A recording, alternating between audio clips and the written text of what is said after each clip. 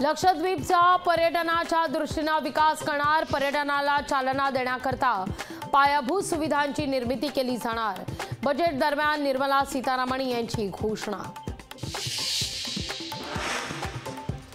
2047 पर्यंत विकसित भारताचं लक्ष्य, सगळ्यांना घर आणि घरोघरी नळाचं पाणी देण्याचं उद्दिष्ट।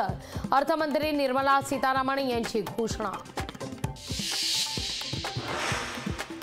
11.8 कोटी शेतकऱ्यांना आर्थिक मदत दिली। शेतकरी केंद्रित अनेक योजना सरकारने आणल्या। अर्थमंत्री निर्मला सीतारामन यांची माहिती।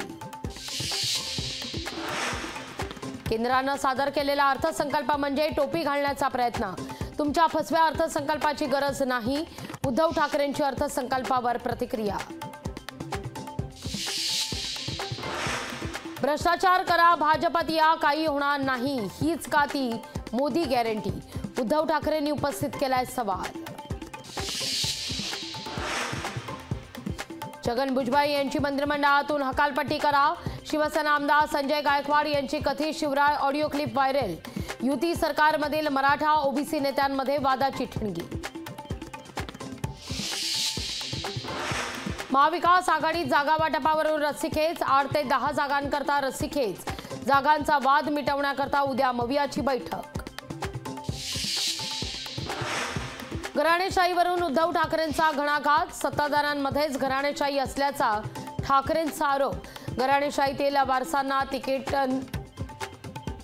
देण्यासंदर्भात उद्धव ठाकरेंचं विधान।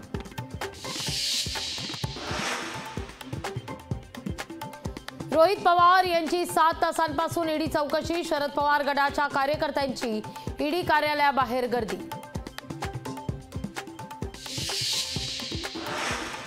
रोहित पवार यांची दुसऱ्यांदा ईडी चौकशी। पवार कुटुंबातले सदस्य रोहित पवार यांच्या पाठीशी। रोहित पवार यांच्या पाठिंब्याकरता आजी प्रतिभा पवार आणि बहीण रेवती सुळे सुद्धा रस्त्यावर। मनसे महाविकास आघाडीसोबत जाणार का, अशी चर्चा। मनसेनं स्वतः प्रस्ताव द्यावा, संजय राऊतांकडून अपेक्षा व्यक्त। लोकशाही मराठी ऐका, पहा, जागरूक रहा।